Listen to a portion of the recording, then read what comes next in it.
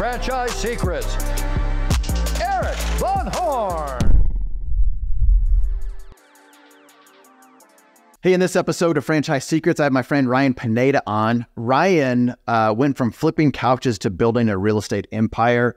Big online guy. Like, you've probably seen him online. If you haven't, you need to kind of get into his world.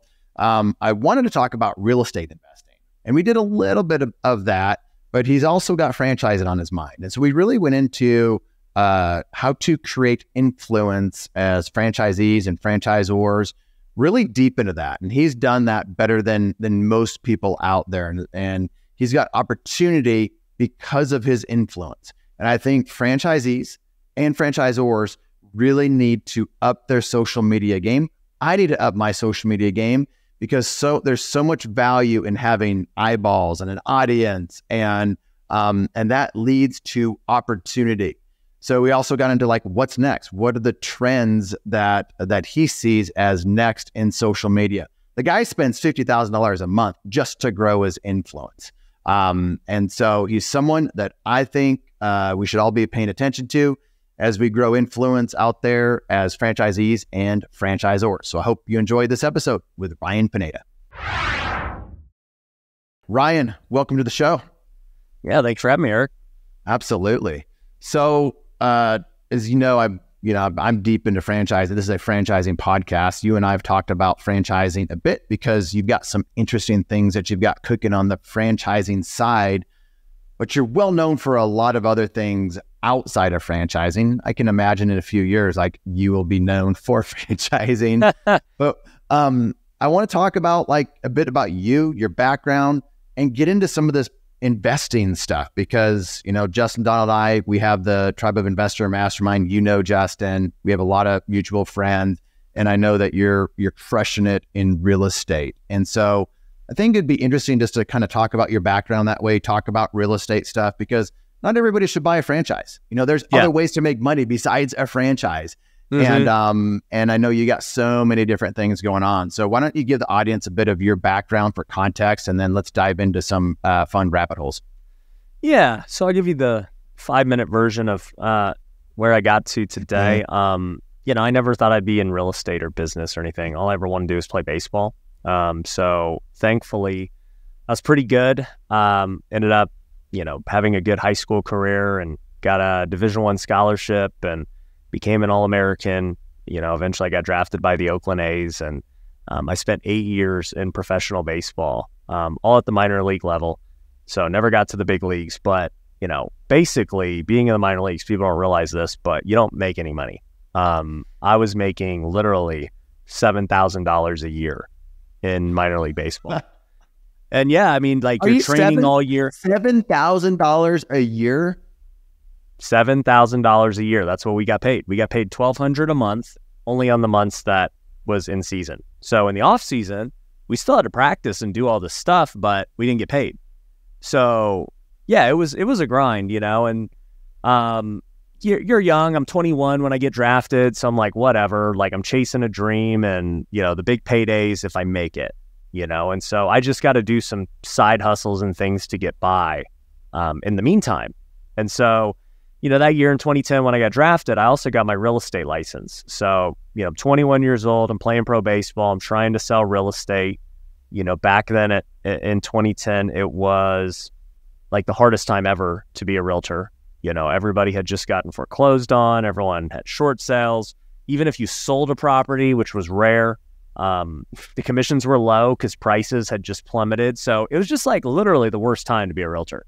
Great time to be an investor, you know, if you had capital and you could buy houses. But yeah, that was kind of like my trial through the fire. And eventually, after a few years of doing it, I just kind of gave up. I was like, dude, being a realtor sucks. I hate dealing with clients. And I was always a pretty good negotiator and deal maker, but I just didn't know how to prospect. I didn't know anything about marketing. So yeah, you know, I eventually get released by the Oakland A's after 3 years. And I'm like, man, all right, what am I supposed to do with my life? I thought baseball was going to be it. Also at this time, I'm engaged. You know, my wife is, well, my fiance now wife was going to school to be a teacher. So she was never going to like make good money. and baseball. You have summers off though. Summers off, but yeah, she had summers off, and you know, it was nice because even after the A's released me, I kept playing in independent leagues, and so every summer when we play baseball, she would, you know, come, and it was great. So, you know, long story short, I kind of float by for a little bit. I start substitute teaching and making like $100 a day doing that. You know, I'm flipping stuff on the side, and you know, we finally get married, and you know, this is at the end of 2013, so we're about to celebrate 10 years of marriage, and I'm looking at our apartment, which I just furnished for like $1,000. You know, I bought all the stuff on Craigslist, and you know, I'm looking at it and I'm like, dude, I got such good deals on these. I was like patting myself on the back. And then this idea hit me. I was like, what if I were to sell all this? Like, how much could I sell it for? And I sat there thinking, I was like, I bet you I could get like $3,000 for all this stuff. And it only took me a few days to furnish it. I was like, what if I just did that, but not kept the furniture? What if I actually did sell it? I was like, I'm going to test this. So I end up going and buying another couch. I bring it back to the apartment. My wife's like, what? Why do you have another couch? We already have a couch. You only have room for it. I was like, trust me, I think I'm like onto something. I think I know how I'm going to make money. And, you know, a few days later, I end up selling the couch and making $200. And I was like, this is it. You know, if I just buy one couch a day, that's $200 a day. That's $6,000 a month. That's more than enough. So, you know, I go on my first real entrepreneurial journey of starting a business, and I'm like, I'm in the couch flipping business. So what do? I buy a truck on Craigslist for like $1,500. I get a storage unit. I'm like, we're setting up shop and rolling. And, you know, it ended up working. You know, I ended up making, you know, $2,000 the first month, then $3,000, then $4,000. Then eventually I was getting it to $8,000 a month. And it was a super easy business. Like, I was working like 4 hours a day. Like, it was so easy and flexible, and I still was able to play baseball, and it was great. Well, you know, after about a year of doing that, I got kind of like, you know, you enter this new stage where it's like, man, for the first time, we feel like pretty comfortable financially, but I don't have really much purpose doing this. You know, I'm not going to flip couches the rest of my life. And like, there's a cap to it. You know, it's like, this is what it is. Like, I'm the best already, you know? And I'm like, what else can I do? And so, you know, we're on our 1 year anniversary, and we're in New Orleans, and I'm praying, and I'm like, God, you know, this 1 year of marriage has been great. You know, I'm like super just thankful I can provide for my wife and be a good husband. But what is it you really want me to do with my life? Because like, this ain't it forever. You know, I've already failed at baseball. I've failed at real estate. You know, I'm kind of like at this crossroads in my life, just kind of, you know, doing this thing until I figure out what I want to do. And I remember him whispering to me, real estate.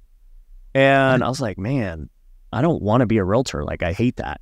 And literally maybe a few minutes later, I see this TV commercial of, you know, them talking about, hey, you know, you could flip houses with no money. You could, you know, get started today and all this stuff. And I was like, dude, that's a scam. Like, how could you flip a house with no money? That makes no sense.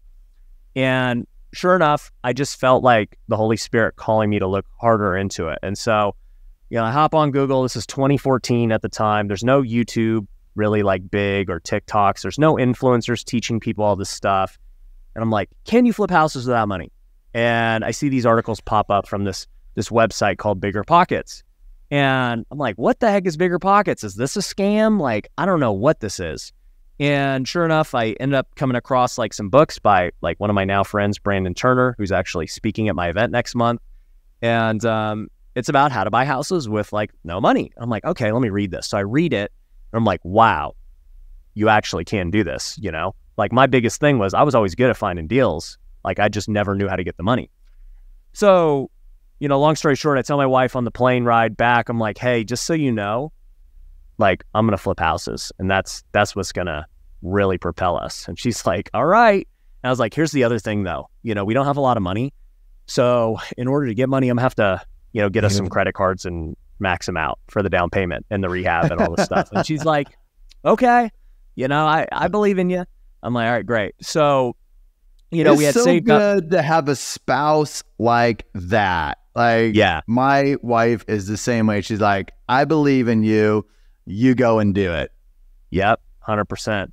So anyways, I maxed out our credit cards. I got 50 grand worth of credit, and I just maxed it all out. I did balance transfers and all this stuff. And, I ended up finding my first deal a few months later. And, within 60 days, that first deal ended up making us $25,000. And I was like, wow, this is it. I've never seen that much money in my life in, one transaction. And the math starts to play on my head. I'm like, what if I just bought one house a month? Like, that's 300 grand a year. If I do this correctly. And, sure enough, that's how it happened. My first year I bought 5, and then, second year I bought 20. The third year we bought 50, and the fourth year I bought 150. And ever since then, we've been doing over 100 deals a year. And, real estate changed my life. I got really good at flipping houses, and, I started to build up a rental portfolio as well. But, all of the lessons I learned from building that business, and even building the couch flipping business, allowed me to become this serial entrepreneur. And I think I've always been that way without knowing. Like, it's not that I was so passionate about real estate or I was so passionate about couches. I was always just passionate about being an entrepreneur and like seeing what was the next great opportunity. And, we've done that to this point. I still flip houses to this day. We flipped over 500 plus homes. We started a fund and raised capital, and we've now acquired over 550 rental units. I started a tax firm, multi-million-dollar tax firm. I started an NFT project, multi-million-dollar NFT project that was number 1 on OpenSea. I started massive education company. That's an 8-figure business now. What else have I done? Done a bunch of different things, right? And, now it's just like, man, okay, we got these skills, and, and that's not even talking about social media either. I decided I wanted to get on social media 3 years ago. And now, since then, we've got almost 1 billion views online, organically through social media. And so, yeah, it's kind of like I'm now to me, I feel like I'm learning more and more about myself every year on like where God wants me to go, what I'm capable of, what my strengths are, what my weaknesses are. I'm becoming, I guess, more self-aware. And man, I'm just open to, whatever that next stage is. And it may be franchising, but I'm obviously a big fan of real estate, and I just believe anyone can do it. I believe it's the safest investment on earth. Like even just the franchise space, for sure, you can make more cash flow. A business is always going to make more cash flow than real estate. But, a business could shut down tomorrow. Your building ain't going anywhere. No, that's the absolute truth. I got my start in real estate. I accidentally flipped a house. You'll appreciate this. Mowing the lawn for somebody.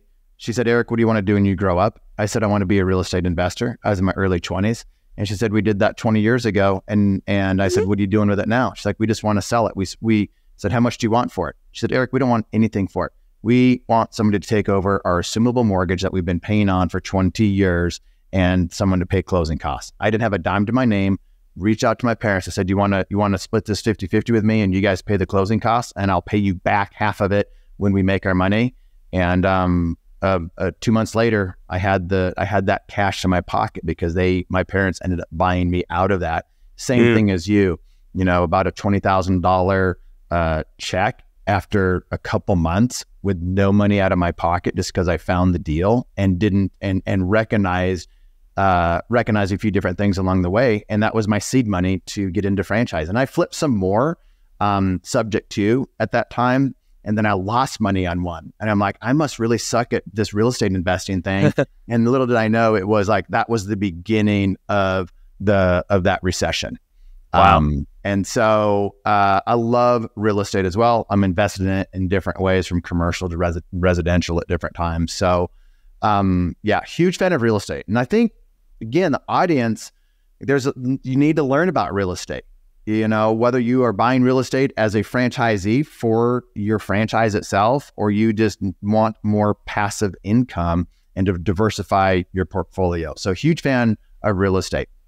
Hey, Eric, I got a question for you about real estate and franchises. So, one of my favorite movies ever is The Founder, which I'm sure everyone on this show has seen. And they better watch The Founder. If you haven't watched The Founder, you need to watch The Founder. McDonald's. That's how Ray Kroc. That's the story. I love that. That movie gets me more hype than anything. But obviously, like, one of the pivotal moments in The Founder is he's like, you're not in the burger business. You don't get it. You're in the real estate business. You don't build a fortune by making 1% on a 15-cent burger. You make it by owning the land at which that burger is sold. And obviously McDonald's owns like the most real estate in the world. It's crazy, right? And so they're monetizing in so many ways. And then you see like Chick-fil-A is kind of doing the same thing. And I see traditional franchises not trying to own the real estate because they're like, oh, well, my money's better spent not putting it towards real estate, but putting it towards another franchise. So I'm curious, like, what your opinion is on that. So I would say franchisors want franchisees to keep investing in more franchise locations. Yeah. And the way that franchisors can spin that to the franchisees is you want to leverage real estate. You don't want to be in the real estate business. You want to just pay rent so you can open up, 10 of whatever or 50 of whatever versus spending your money to acquire that real estate. So, and that's how it was. I owned a dozen solo salon studios in Orange County, California, and they're like encouraging franchisees to lease real estate versus buy the real estate. A lot of it is because it was real big box type stuff. You're going into Whole Food Center. So that's kind of out of the league of a typical franchisee. But I would say that's kind of true with all franchise organizations. They really prefer franchisees to open up more locations versus buy the real estate. But what do you think about, also too, I want to hear about solo salons because every time I've gone in there. Wait a second, am I on your podcast or are you on my podcast right now? I do want this is conversational, so this is how this is going to go. Yeah, I'm actually interested in those because I dye my hair for fun a lot. I'm actually going to dye it next month, and I always go into solo salon. And I'm like, this is like a WeWork for salons. Like this is this got to be killing it. But yeah, like from the franchisor perspective, yeah, we want them to buy more franchises. It's great. But what McDonald's did was make them also, go on the real estate that McDonald's, the franchisor, owns. So I'm like, how do we do that too?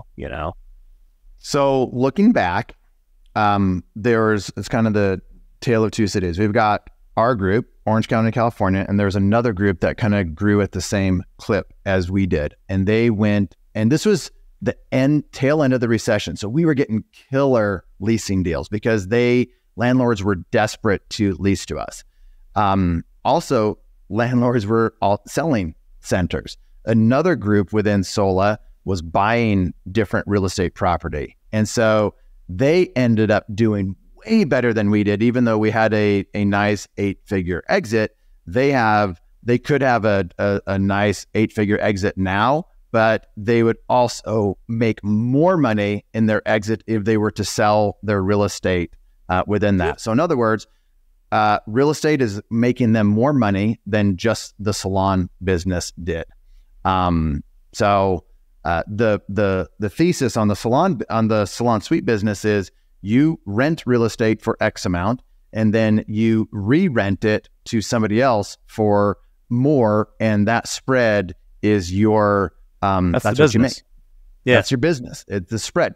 Challenge of that is, and in some of these different businesses, is you have some of these leasing, the lease terms are like 10 years. So maybe you're 5 years into the lease, and then you have 5 years left.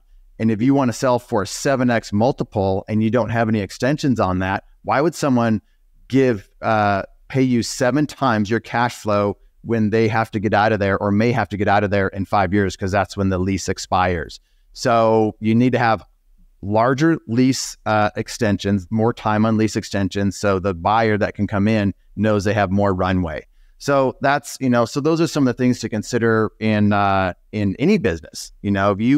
If you have to relocate the business, the buyer is not going to be as excited because you're going to probably lose customers or revenue if you're relocating, unless it's food, and that's probably a little bit different. So those are some of my thoughts on buying real estate as a franchisee. Now, with that said, I just interviewed someone in Austin, Texas that has about a $75 million commercial real estate portfolio. And what he's doing is he's partnering with franchisees, larger franchisees like Planet Fitness and some other concepts, and he will buy the center, have equity in the business, and that franchisee will lease from him. So he owns the real estate, he invests in the brand, and that's how these franchisees are able to grow at a pretty fast clip.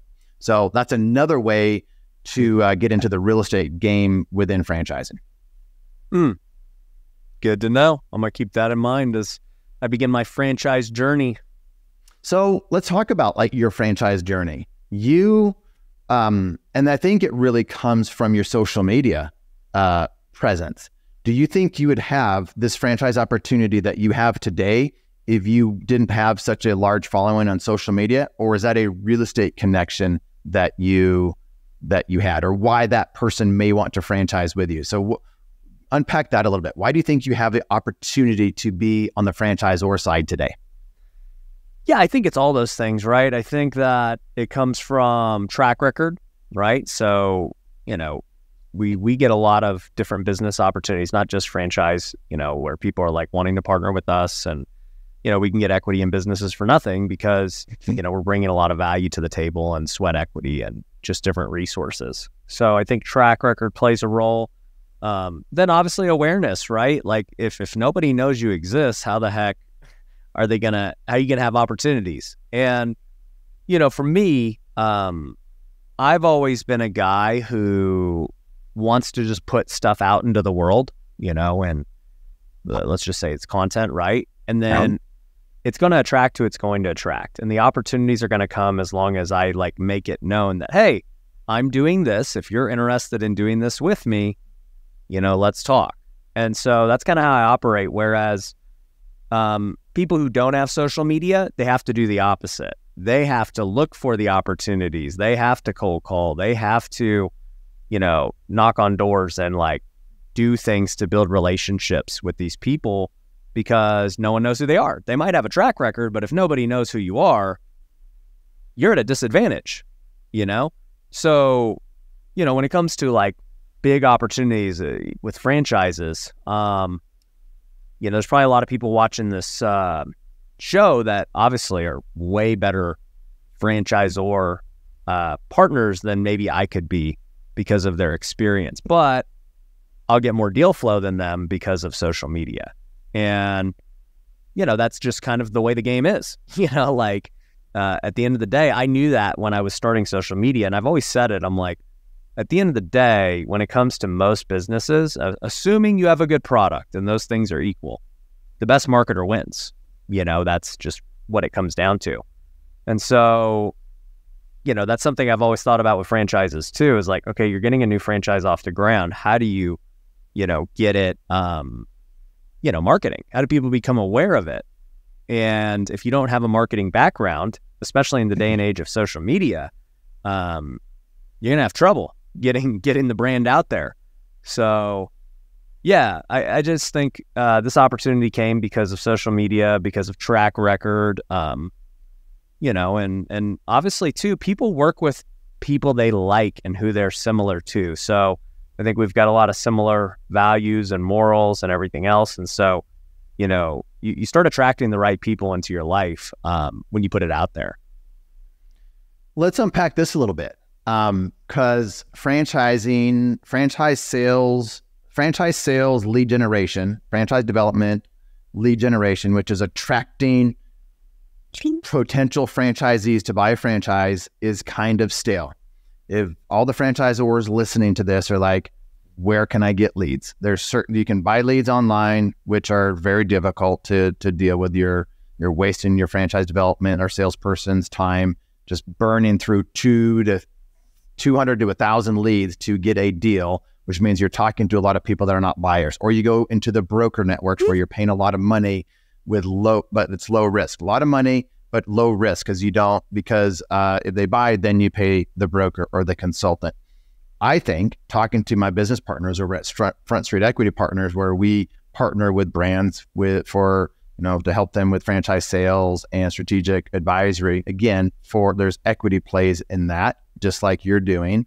But we are looking for kind of the new thing with franchise lead generation. And you and I talked about that a little bit. Like, if you were to say, hey, I'm involved in this franchise, that leads will come in because of your influence. I'm a strategic advisor to Dirty Dough Cookies. And they just brought on The Muscle, and The Muscle has a large social media following. And so I think there's something that some of these emerging brands are going to get involved with influencers like yourself, people that have a following, they're trustworthy, they have a track record, and they have a large social following to acquire new good franchisees. So when you think about that, now you're not the franchising expert yet, but like, how would you go about letting your audience be aware of that? And what do you think would happen if your audience does become aware of that? How would that impact a brand in terms of bringing on new franchisees? Yeah, so it's interesting because since this became an opportunity, I've spent about the last month reaching out to all my connections in the franchise space, which, how we got to talking again and everything else. And, I think that, there's a lot of things I didn't know, right? And you explained a lot of things about how much brokers make. It's like, brokers going to make 80% sometimes of these franchise fees and everything else. I was like, wow, like, I'm about to go sell hundreds of these things on my own without a broker, so what am I worth, at that point, just for that, right? And so, you think about that. And, even like with Dirty Dough, I had Bennett in here and we were talking, and I was just getting some of his feedback on things he's been going through. And The Muscle was in my office like a month before. So like all these guys, like I'm around him anyway. And he was telling me about buying into it when he was here. And, just he has influence and everything else. And I'm actually speaking at his event in a couple of months too. But, long story short, I think that you're going to pay for marketing one way or the other. So you're going to pay for it because a broker's already done their, work and they're going to sell. You're going to pay for it by partnering up with an influencer like myself or whoever. Or you're going to pay for it with trying to do it yourself. And if you have no audience, then you're going to have to buy an audience and you're going to have to start running ads and you're going to start, doing what you have to do. So either way, you're going to pay for it, unless you're already somebody who has major influence and connections, but that's rare. Very few people have that, And so like, I guess now, even for me, I know on the franchise side, like, as far as selling franchises to my audience, I've basically got one shot to do it. It's not like I can be like, all right, guys, that thing, that was cool last year. Now I got this new franchise that we're pushing. It's like, no, like, this franchise I pick has to be the one because I'm going to go all in on it. And, we're going to try and build it to $1 billion brand. I mean, that's just what it is. And, as time goes on, the more and more I look at franchises and, how you can build bigger businesses, like, man, there's such a massive opportunity if you've got the right franchise and product. And, I don't think pushing stores is going to be our problem, like maybe most franchises. Our problem is going to be, how do you handle, the back end of all of that? How do you maintain quality control? And so those are the things that I'm really keying in on and getting feedback on. Attention, franchisors and franchisees. There are two really important resources that I want to share with you that will help you avoid costly mistakes and increase your enterprise value. The first is our free Facebook group. It's a community that has over 4,000 franchisees and franchisors in it. When somebody asks a question, they get honest and authentic answers from multiple perspectives. You can join the group for free over at franchisesecrets.com/Facebook. The second resource I want to share with you is if you're a franchisor and you're frustrated that you're not awarding as many franchises as you thought you would, this is the reason I created the Franchisor Mastermind.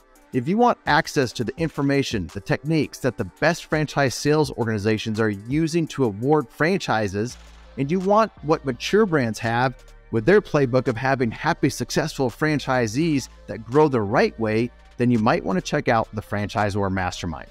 The reason why people join is they want access to my Rolodex, my connections. They want the playbook to achieve both short-term and long-term success. They want to increase enterprise value in their brand. Links will be in the show notes or at scalablefranchise.com. Let's talk about what you've paid to grow your following. Not necessarily, I mean, we could talk money, we could talk about time, but it's not all of a sudden you have a following that you can monetize. It's you've paid for that. It's worth something. Any of these influencers, people that have an audience, have attention out there, have paid for it. So how do you value that? How do you think about that? Yeah, so I mean, there's the financial and the time commitment, right? So on the financial side of things, I've spent over $1 million to build my brand. And I routinely spend $50,000 a month on my entire team, and that's the producers, the editors, the posters, we need different editors for all these different platforms. We're getting, tens of millions of views every single month, sometimes 100 million views, so it's like, those views are very valuable. And, I've had to obviously hone my skills and get better as a content creator myself and put all the time and effort into filming and, doing all the things necessary, right? Because you can't just go spend 50 grand and then you suck and you're not going to get any results, right? You got to be good. So to that end, I've spent a lot of money. And, my belief is this. I think every entrepreneur is going to get on social media one way or another. It's inevitable. Because if you don't, I mean, unless you've got some legacy business that's already killing it, it's going to be hard because you're going to have to compete with guys like me who may be in your space, and I'm going to win. It just is what it is. So, you have to figure out how to take your social media seriously. And, actually one of my newest companies is called Pineda Media. I forgot to mention this. We started about 3 months ago because so many entrepreneurs were coming up to me and they're like, bro, how do I do what you do? I know I need to make content. It's obvious. But I don't know where to get editors. I don't know what to talk about. How do I even set up a podcast? How do I set up a set? What camera do I, they have all these questions, right? And then those are the basic questions. The real hard part is what kind of content do you actually make? Is what you're saying, does it have a chance to go viral and get views? How you speak, your set, it all matters, right? So I was like, you know what? I'll just start a new company and basically do it all for them. So we'll edit the content. We'll literally coach them through filming sessions. We have studios they can film in. We'll help them with their set. We'll chop all their shorts up and their reels and their TikToks and post them all for them. So, the kind of the pitch on that business is hey, just give us 3 hours a month of filming and we'll literally get you content every day across your platforms, and I have no doubt you can 2x your business if you just start taking content seriously. Now, it's not going to happen overnight. Building a brand takes time. But it's a fraction of the cost. It's I'm spending 50 grand a month. You can work with us for 5 grand a month and get really good results. So, and know that the person you're hiring knows what they're doing. So yeah, that business is really exciting. And, it's only been 3 months and I think we have 60, 70 clients on monthly retainers already. And I don't even market it, because we have so many, so much demand for it that I can't market it. Literally, it's the problem I think we'll have with franchises where it's we have to be very picky with who we, want to work with. I think that just kind of shows the value of having that influence, the eyeballs, the attention out there. So let's shift gears a little bit, continue around content, but let's fast forward a year from now. You are part of, this new franchise organization on the franchisor level. What are you going to tell that founder? How do you want that founder to build content? What do you want their social media following to look like? Yeah. So we talk about them specifically, but it's this is what all founders? Like, you know, in other words, like general information to all founders out there that should be on social media. Yeah. So basically our process is this. You'd come to Pineda Media. I don't know if I said that's what it's called, but you guys can go to it at pinedamedia.com. And first thing we'll do is we'll onboard you.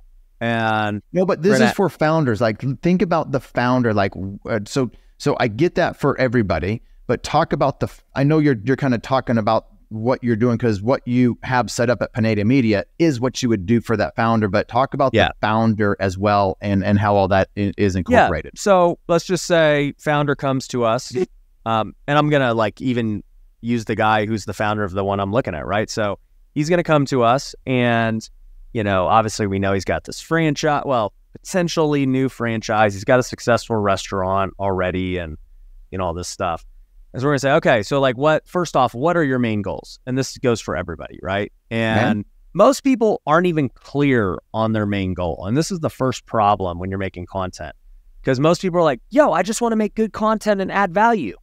And I'm like, okay, but what do they do with it? You know, like what's your end goal that somebody what would be your best outcome for both them and you? And, you know, if you're talking about a franchise founder, the best outcome is, you know, you sell franchises, and those people who buy your franchises have a lot of success and make a lot of money, and then they want to buy more. Like, that's probably the best case outcome. So now that we know what the best case end goal is, now we can reverse engineer and create content. I'd also say with that, a founder, and you'd tell me, a founder's also main goal is to be a subject matter expert in the space. Yep, subject matter expert in the space. And then also, too, the founder's going to play a fine line between promoting the company from like trying to get the franchise perspective, but also being great front-facing with the, you know, the customers, right? So, you know, you don't want to just have content that's only about, hey, buy my franchise. Yep. But it's also about like, yo, Chick-fil-A is the best restaurant, you know, and here's why.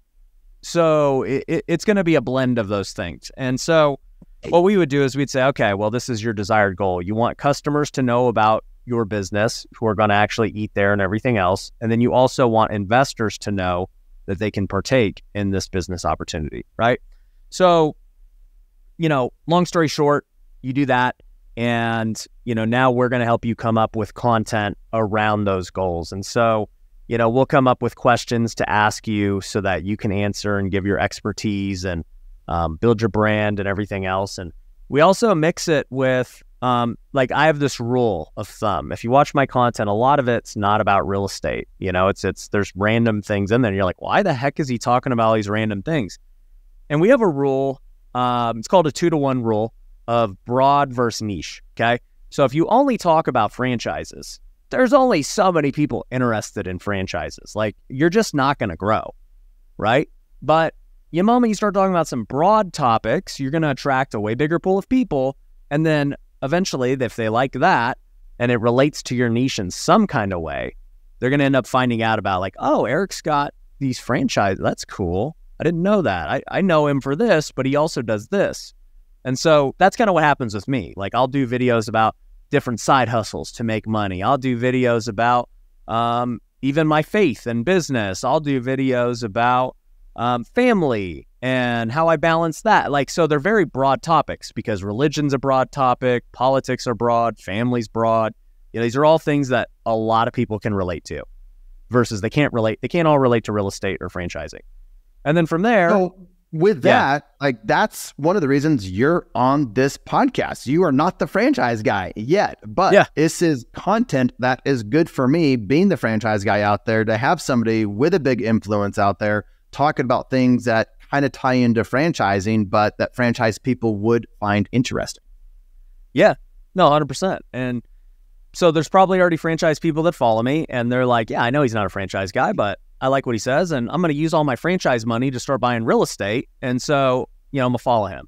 So that's kind of how it goes. And, you know, my goal for a franchisor who came to us would be like, all right, you know, first and foremost, the goal is, you know, we want to build a brand for your, you know, franchise itself, and then we want to sell more of them. So how do we attract people with the broad content who can actually, buy a franchise or who are interested in because, guess what?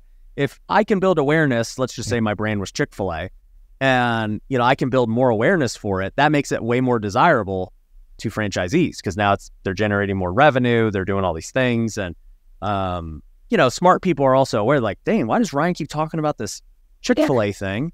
And they're gonna be like, let me go check this thing out. And they try it, and then they realize, like, man, smart people anyways think, I wonder if I could own one of these. Like, how does that work? And then they go down the rabbit hole. Yeah. Curiosity.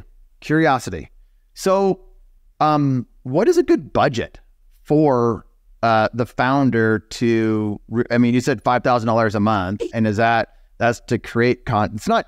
It's not easy creating content. It's not cheap creating content. No. Just having a podcast, it costs money, and that's why it's important. Like for what you said originally, know your end goal, have that end in mind before you start with this stuff, because there's way too many people out there creating content that just doesn't have any call to action on it, or it doesn't have any kind of clear messaging to it that aligns with what they really want to do. They're just creating content because they're more concerned about how many likes did I get or how big it's growing, but they're not really taking advantage of someone reaching out to them. You and I know the value of that because we get the DMs, we get the messages because of how we have our content. And I would say I'm at a much lower level than you are with content. So how much do they need to spend to make it worth it? And do they spend money to boost posts to create more awareness? Yeah. So the way I look at content is just, it's part of your marketing budget, right? So, what is your marketing budget for the business? I would dedicate a lot of that to organic content because that's going to perform better in the long run versus just buying ads, right? I would much rather build an organic brand and spend $5,000 to $10,000 a month doing that versus, buying Facebook ads or buying billboards or TV commercials and stuff. Because guess what? All those things, the moment you stop paying them, go away. Facebook or Instagram or TikTok or YouTube, you make an organic post, it doesn't go away. And guess what?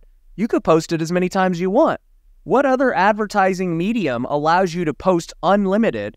And oh, by the way, if it's good, they'll actually give you more exposure and get it out to more people. That does not exist in marketing, but it does with social media.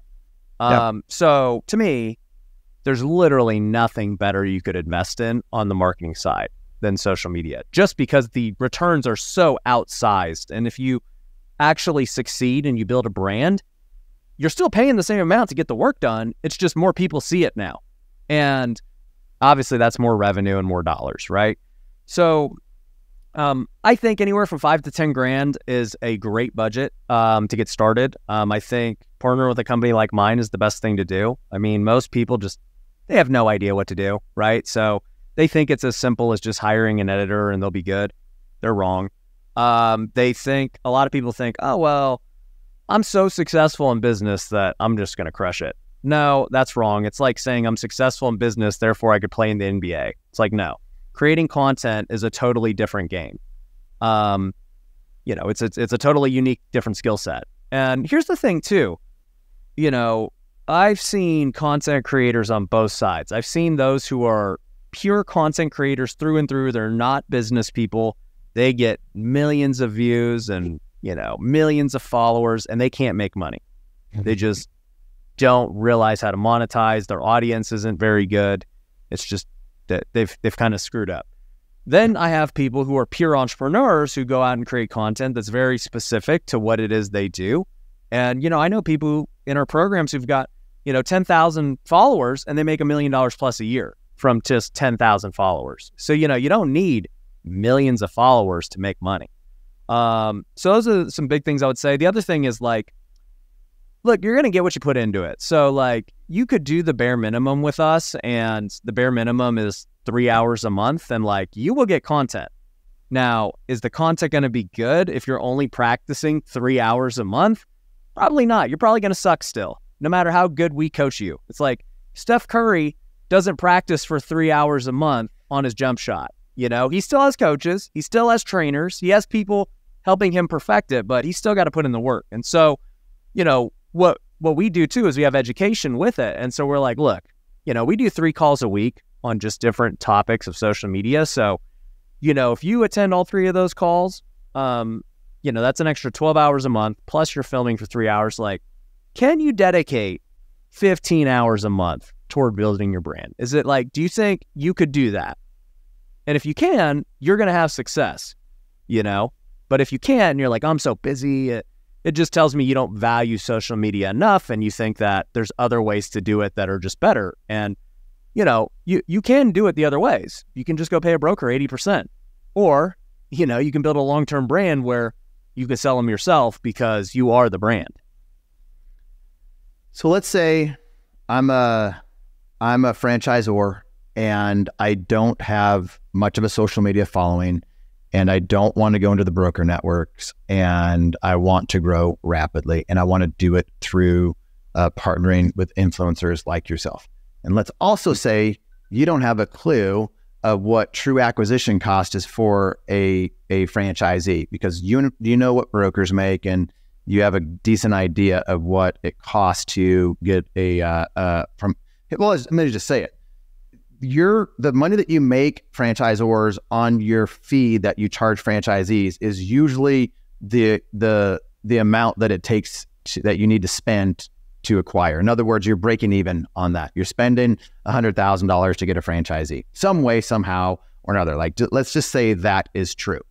So, and let's say you did not know that. You just are a social media influencer with a really good audience, and you are approached by me and says, hey, Ryan, I got this concept, and you really like it, and you believe in me, you believe in the leadership, you believe in the brand, and you're like, hey, I would like this one shot with you, Eric, to promote that brand. How would that work? Like, how would an influencer like yourself want to structure a deal like that? So it's interesting because I was talking to lawyer that you actually recommended, and he was like, Ryan, you should just take the broker fee, man. And, you don't have the liability, you don't have to do it, like, run ops and, all this stuff. And he's like, you could, pocket a few $1,000,000. And I'm like, but I'm trying to like build $1 billion thing. I'm not like concerned about a few $1,000,000. I can go make that in my other stuff.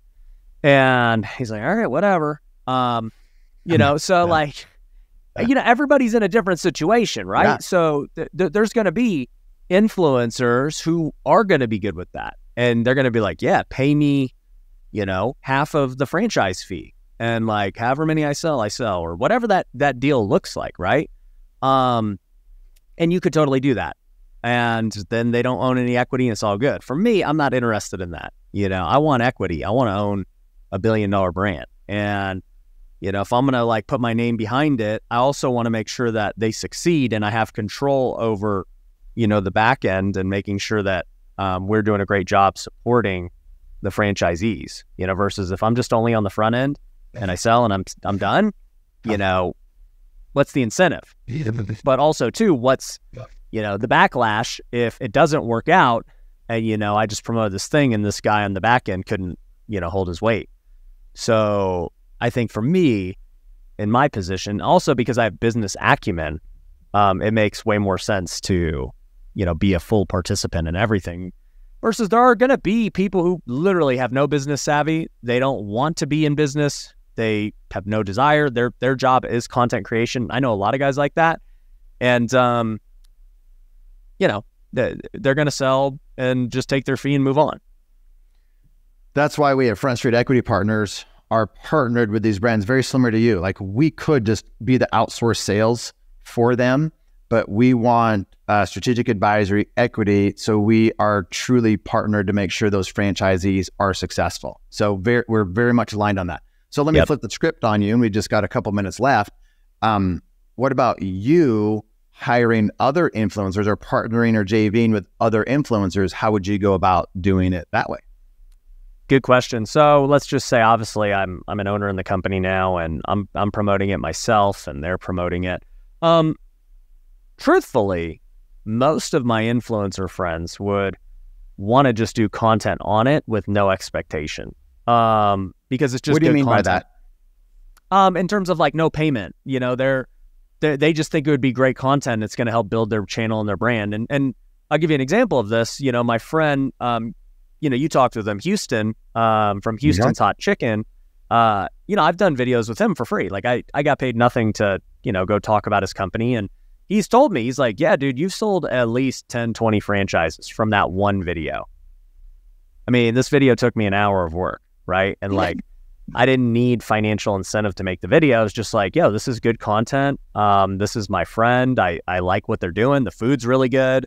Like, you know, I'm just going to go get behind the scenes. You know, I promote businesses all the time that I have no interest in. It's just, it's a good story. So I think a lot will do it for free for me. Now, you know, what if I wanted to make it a little more serious, you know? And so with that, like a relationship like that, that's a friendship relationship, it's probably reciprocal. Like he's done things for you, you do things for him because you're friends and you know, like, and trust each other. And that's how it works in the speaking world out there too. You could get paid a lot of money to go speak someplace, but because you're friends with the person putting it on, you just do it for each other because that's what you do. Is that fair to say? Yeah, no, that's fair to say. And to be truthful, I don't even speak at events that I don't know the person. Like I don't even have a speaking fee because I'm just like, I just don't really want to do it. You know, but for friends, I do it. And I just hate to travel. And I've got like all my own events that are like always happening. So it's hard. And I got a third kid on the way. So it makes life, you know, really hard to be traveling a lot. But yeah, I think there's that. But, you know, if there's a strategic guy who I'm like, yo, this guy could move some units, I wouldn't be looking at equity for them. I would just be doing an affiliate deal and however you legally got to do that of, hey, bro, you know, every franchise you sell, I'll shoot you 10 G's or something like, and they would be fine with it. What would you do for that? What would that price be? Knowing a broker is probably going to get 50,000 and you do an affiliate deal, and brokers do work for that though. They are, they're taking them through the process. It's not just a lead, but, you think 10K is doable out there? Yeah, no, 100%. And I mean, you brought up a good point. They're just providing leads. I mean, they're not closing the deal, and you're still going to have to be the sales team, and you're still going to have to verify financials and, you know, button everything up and all that. So yeah, I mean, they're just lead generation. And look, at the end of the day, I know what opportunities these guys have. And so it's like, yo, bro, you're going to create an hour video, you know, and you got the potential to make 6 figures. Like, it's a pretty good deal for you. And if it works good, then we'll do it again. I want to flip to a different topic real quick. And again, what else? We're not going to go there. We'll go there another time. Social media, where do you see yourself going, evolving in the next year or two? Like what's next on your focus, and maybe you're doubling down, putting more money behind it, more time behind it, or maybe you're not. Like what's next for you growing your following? Yeah, good question. We actually are in the middle of a big strategic shift. You know, when I got started, I did all forms of content, right? So I did short form, which we would call like TikToks and Reels, like vertical videos, very fast paced, like under 60 seconds. I also did, you know, 8 to 15 minute YouTube videos where, you know, I'll go in on a topic and teach it or whatever, right? And then, you know, I started doing the podcast, which is usually about an hour long. And, you know, I had all those forms. And then we would take, you know, quotes and things and make them tweets and blog posts on Facebook and LinkedIn, you know, all that stuff, right? We're always repurposing. That's why the budget is so large. But 2 things that I'm noticing. The first is that I believe the like 8 to 15 minute video is like the least valuable video, and it's the least watched ones in terms of like people who are going to actually buy from you. And the reason is, you know, when you think about how people consume content, they do it either actively or passively. And so if we're talking about passive, you know, viewing of content, that would be, you know, at the gym, driving your car, maybe you're cleaning up around the house, whatever, right? So if you're passively, you know, listening or watching content, you're basically just going to go for a podcast. I mean, you're not going to watch TikToks while you're driving hopefully, you're not going to be at the gym just watching TikToks. You're going to be listening to a podcast. That's what most people do. Then on the other hand, you have your active times where you watch because you have nothing to do. So when is that? Well, you're probably sitting on the couch, whatever. You're in line waiting for something. You're on the toilet, like whatever, right? Like this is you real. Active. That's you have no distraction. Yeah. So, and what do you do when you watch that? Well, you usually don't have like a lot of time. You might have like 10 minutes, or something. And so you're got a choice. You can't watch a podcast because it's too short and it's not like an active thing to watch. The 10 to 15 minute YouTube video you could watch, or you could watch like 100 reels. What are people going to gravitate towards? They're going to watch the reels, dude. Like it's way more fun to go watch 100 reels, look through some stories than it is to watch one 10-minute video for the majority of society. So when you know how trends are going, it's smart to follow the trends. So for me, obviously we're really good at short form and, we're going to keep doing that.